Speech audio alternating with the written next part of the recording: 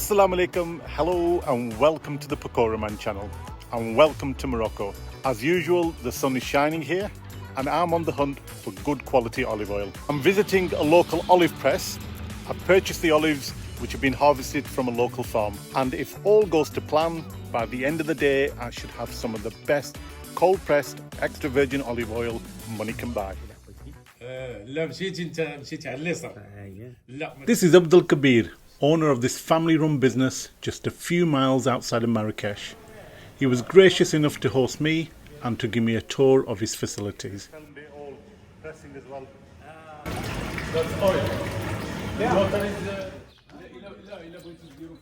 The olives arrive from local farms in these baskets and are put through this device which removes the leaves and the stems.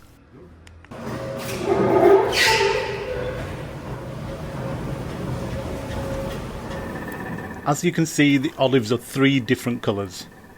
They are all the same olives and off the same trees, but the colours are different as they vary in ripeness. But it is this blend which helps create the best quality and taste of the oil. Next, they are shovelled into this chute, which drops the olives into the mill, where these two massive stones start to grind the olives.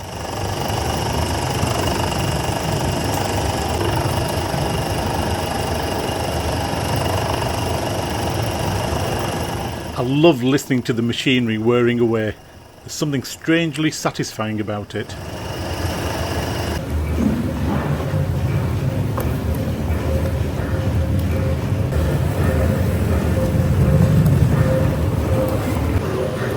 The stone wheels mill the olives into a thick black paste.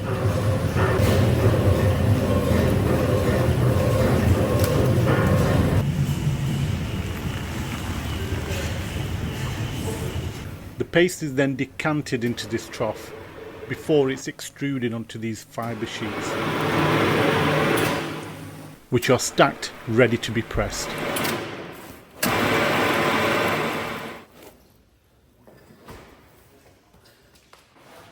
Even before any pressure is applied, the oil is already starting to drip down.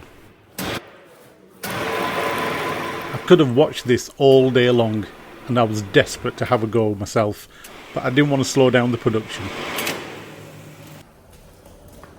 The workers then push this into the press. This part of the process takes about an hour. Whilst we wait for this stage to finish, Abdul-Kabir kindly invited us to sit down for breakfast. In Pakistan? No poached eggs and beans here.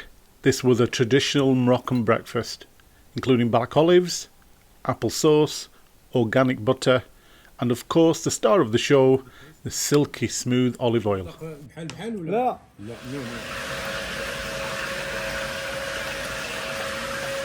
Back to work, and the pressing is done, and this black liquid, which is a mix of the water and the oil extracted from the olives. The next part of the process, the mixture in these big vats, and this stays there for about 24 hours, and what happens, the water settles to the bottom of the tanks of the vats. This leaves the oil on the top to be collected. Morocco is the 6th largest producer of olive oil in the world. Each ton of these olives produces between 20 to 25 litres of oil. The waste from the pressing process is not thrown away, as it is sold for fuel, but also used in the production of Moroccan black soap. The final product is stored in these barrels, waiting for collection. They add name tags to identify which customer they belong to. In Morocco, new modern factories are now producing olive oil. The main advantage being they produce more oil from the same amount of olives. But Abdul-Kabir believes the traditional way produces a better tasting product. The health benefits of olive oil are numerous, including it improves your heart health and reduces blood pressure, improves your mood and helps with good sleep, reduces your chances of strokes and diabetes, and also improves your bone health. What's not to like about it? My oil is ready to be bottled, and this lot should last me for a while. All that was left was to say my goodbyes to Abdul-Kabir and his team and thank them for being generous with their time, hospitality and the opportunity to experience how great olive oil is made. Thanks for watching, and please leave a message in the comments below on how you found this video. And don't forget to subscribe to the channel and click the bell icon to be notified about future videos. Thanks for watching. See you soon.